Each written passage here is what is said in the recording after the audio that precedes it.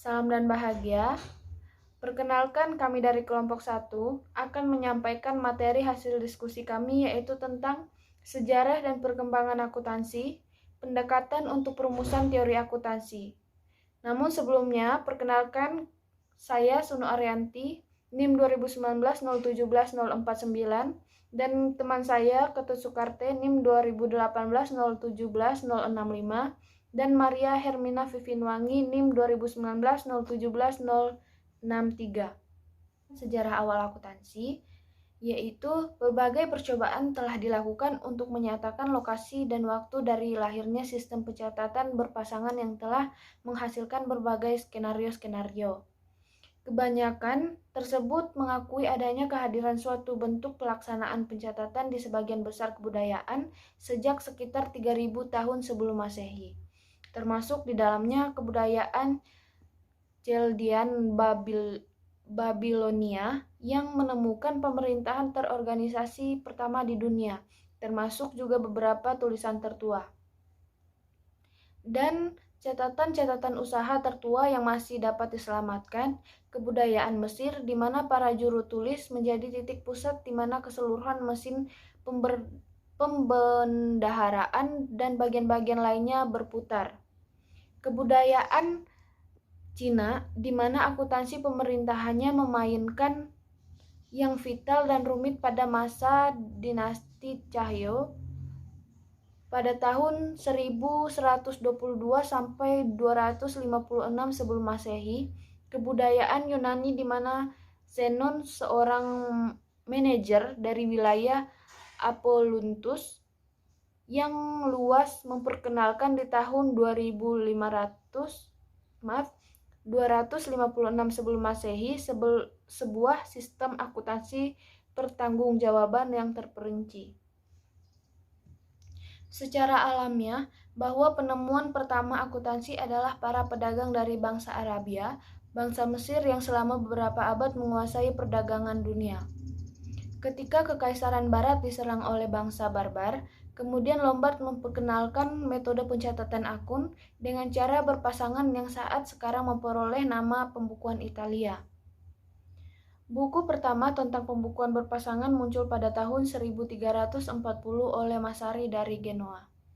Pencapaian besar pedagang Italia di antara tahun 1250 dan 1400 menggabungkan elemen-elemen menjadi suatu sistem klasifikasi yang terintegrasi di mana lacinya disebut akun dan semua transaksi dimasukkan dengan prinsip pasangan.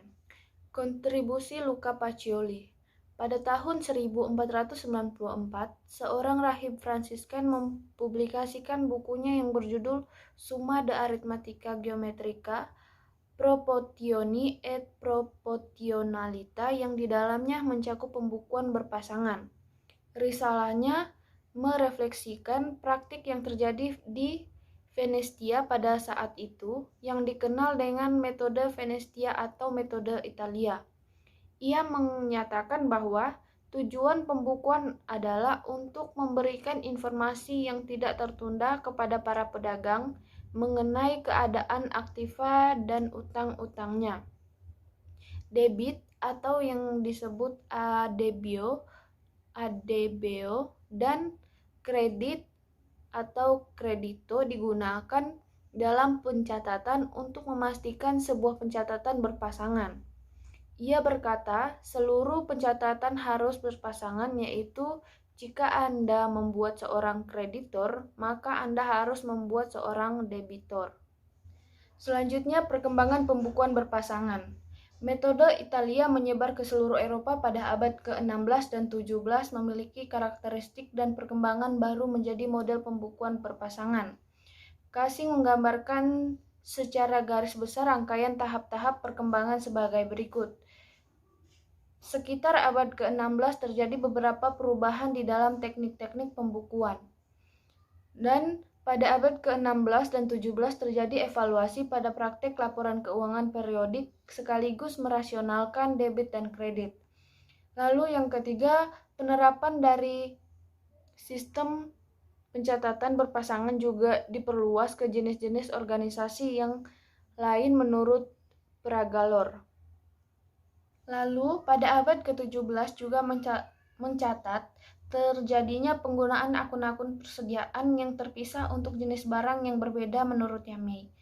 Dimulai dengan East India Company di abad ke-17 dan selanjutnya diikuti dengan perkembangan dari perusahaan seiring dengan revolusi industri. Metode-metode untuk pencatatan aktiva tetap mengalami evaluasi pada abad ke-18. Sampai dengan awal abad ke-19, depresiasi untuk aktiva tetap hanya diperhitungkan pada barang dagangan yang tidak terjual akuntansi biaya muncul di abad ke-19 sebagai sebuah hasil dari revolusi industri. Lalu yang ke-9, perkembangan teknik akuntansi untuk pembayaran di muka dan akrual memungkinkan dilakukannya komputasi periodik. Dan yang terakhir yaitu perkembangan laporan dana terjadi pada paruh kedua abad ke-19 dan 20. Perkembangan prinsip-prinsip akuntansi di Amerika Serikat memiliki beberapa tahap. Tahap pertama yaitu tahap kontribusi manajemen tahun 1900 sampai 1933. Pengaruh manajemen dalam pembentukan prinsip akuntansi muncul dari meningkatnya jumlah pemegang saham dan peranan ekonomi yang dominan dimainkan oleh korporasi industri setelah 1900. Intervensi manajemen dicirikan oleh penyelesaian-penyelesaian yang bersifat ad hoc terhadap masalah mendesak dan kontroversial. Lalu tahap yang kedua yaitu tahap kontribusi institusi tahun 1933 sampai 1959. Tahap ini ditandai dengan adanya pembuatan dan peningkatan peranan institusi di dalam pengembangan prinsip-prinsip akuntansi. Hal ini meliputi pendirian Securities and Exchange Commission atau SEC dan persetujuan prinsip-prinsip umum oleh AIA dan peran baru Committee on Accounting Procedures.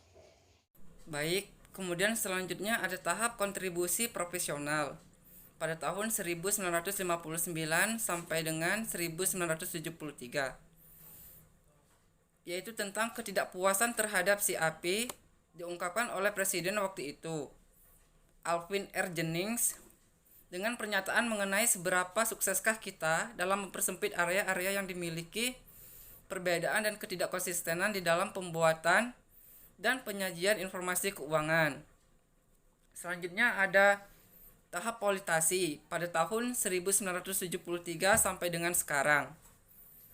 Keterbatasan asosiasi atau institusi profesional dan manajemen dalam merumuskan teori akuntansi mendorong diadopsinya pendekatan yang lebih deduktif dan politisasi proses penetapan standar. Pada fase ini, selain dari profesional dan manajemen terlibat, pemerintah juga melakukan tekanan dalam penyusunan standar akuntansi. Selanjutnya, beberapa hal yang direkomendasikan untuk meningkatkan akuntabilitas korporat pada fase politisasi. Yang pertama, Kongres harus lebih sungguh-sungguh memperhatikan kekeliruan praktek akuntansi.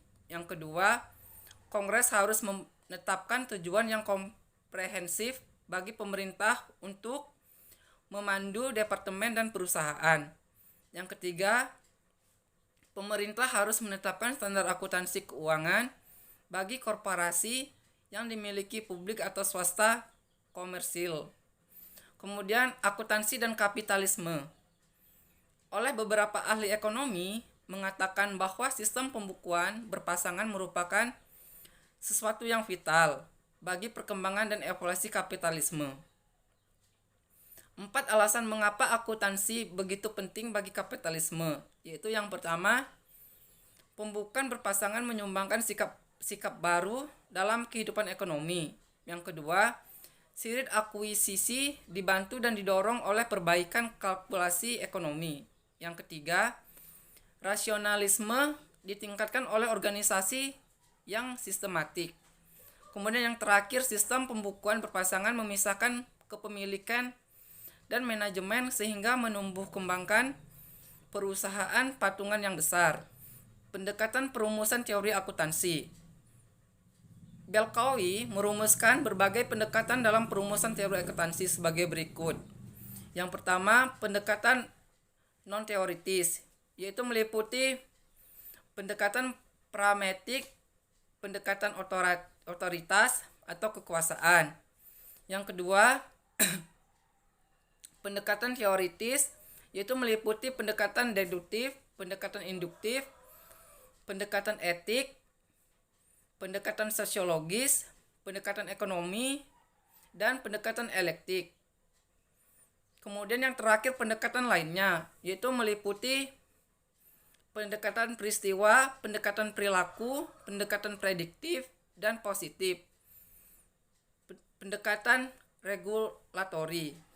Nah, di sini ada pendekatan non-teoritis. Pendekatan non-teoritis adalah suatu pendekatan pragmatis atau praktis dan pendekatan kekuasaan. Pendekatan pragmatis terdiri atas penyusunan suatu teori yang ditandai oleh kesamaannya dengan praktek dunia nyata yang berguna memberikan solusi yang sifatnya praktek. Pendekatan otoritas, pendekatan ini biasanya digunakan oleh badan-badan yang memiliki otoritas dalam merumuskan teori-teori sesuai dengan bidang dan kewenangannya. Pendekatan otoritas memiliki keunggulan dan kelemahan, yaitu keunggulannya adalah apabila standar yang dihasilkan dapat diterima secara umum, maka standar tersebut telah teruji validitasnya. Kemudian kelemahannya adalah pendekatan ini belum memenuhi kaidah-kaidah ilmiah. Standar tersebut dianut karena sederhana, mudah diterapkan dan berguna serta cenderung tidak universal karena disusun berdasarkan kondisi tertentu dan kepentingan praktik semata. Berikutnya pendekatan teoritis. Pendekatan deduktif. Pendekatan deduktif merupakan pendekatan yang menggunakan logika bermula dari hal-hal yang bersifat umum dan secara khusus yang dapat ditarik kesimpulannya. Diterapkan dalam akuntansi, pendekatan deduktif dimulai dengan adil akuntansi dasar atau premis dan dilanjutkan dengan menurunkan prinsip-prinsip akuntansi yang melalui cara-cara logis yang dipakai sebagai pedoman dan dasar bagi pengembangan teknik-teknik akuntansi. Yang kedua, pendekatan induktif. Pendekatan induktif dalam penyusunan dari suatu teori diawali dengan observasi dan pengukuran serta berlanjut pada kesimpulan umum. Penerapannya dalam akuntansi, pendekatan induktif diawali dengan observasi mengenai informasi keuangan dari perusahaan bisnis dan dilanjutkan dengan menyusun generalisasi dan prinsip-prinsip akuntansi dari observasi tersebut berdasarkan kepada hubungan yang berulang kembali. Yang ketiga, pendekatan etis. Etis disebut juga etika, berkaitan dengan moral dan perilaku, baik dan buruk. Pendekatan etis dalam perumusan teori akuntansi harus ditekankan pada konsep kewajaran, kejujuran, keadilan, dan kebenaran. Yang keempat, pendekatan sosiologis. Pendekatan sosiologis menekankan pada aspek kesejahteraan masyarakat. Perumusan teori akuntansi, penetapan prinsip dan standar-standar akuntansi yang dipilih harus dapat mengungkapkan dampak sosial dalam kehidupan masyarakat. Yang kelima, pendekatan ekonomi. Pendekatan ini menekankan bahwa dalam perumusan teori akuntansi, indikator-indikator makroekonomi seperti inflasi harus dipertimbangkan yang dapat memberikan kesejahteraan ekonomi secara keseluruhan. Yang keenam, pendekatan elektik. Etik artinya memilih di antara berbagai macam kombinasi pendekatan yang cocok dan sesuai dengan standar yang bersangkutan, di mana pendekatan yang terbaik dan yang paling relevan dengan kegunaannya lah yang akan dipakai. Berikutnya pendekatan lainnya. Yang pertama, pendekatan peristiwa. Pendekatan ini menekankan agar akuntansi dapat menyediakan informasi tentang peristiwa-peristiwa ekonomi yang berguna untuk berbagai kepentingan. Akuntansi harus menyajikan data tentang peristiwa akuntansi secara terperinci untuk memenuhi berbagai kepentingan dalam membantu model proses pengembalian keputusan. Yang kedua, pendekatan perilaku. Pendekatan ini menekankan pada perilaku atau kriteria ilmu perilaku. Sasaran pendekatan ini sama dengan sasaran yang ingin dicapai dalam ilmu perilaku. Sasaran ilmu perilaku adalah menjelaskan, memahami, dan meramalkan tentang perilaku manusia untuk dijadikan acuan umum bagi observasi selanjutnya. Yang ketiga, pendekatan prediktif dan positif. Pendekatan ini menekankan bahwa akuntansi harus memiliki kemampuan untuk meramalkan dan memproyeksikan fakta-fakta akuntansi terhadap peristiwa yang akan terjadi di masa yang akan datang dengan metode yang sesuai dan berguna bagi pemakaian informasi. Yang keempat, pendekatan regulatori. Regulasi adalah sejumlah perangkat peraturan perundang-undangan yang dirancang dan diperlakukan terutama untuk kepentingan operasi atau kegiatan industri tertentu. Baik, kesimpulan, evolusi historis dari akuntansi akan memberikan petunjuk dan penjelasan mengenai sebagian besar kejadian-kejadian penting yang membentuk kemunculan dari pembukuan pencatatan berpasangan dan perkembangan dari akuntansi modern. Hal ini meningkatkan kemampuan orang yang berminat terhadap disiplin ilmu akuntansi dalam membuat pertimbangan dengan dasar yang lebih luas dan berdasarkan informasi. Sekian dari kelompok kami, kurang dan lebihnya kami mohon maaf. Salam dan bahagia. Terima kasih.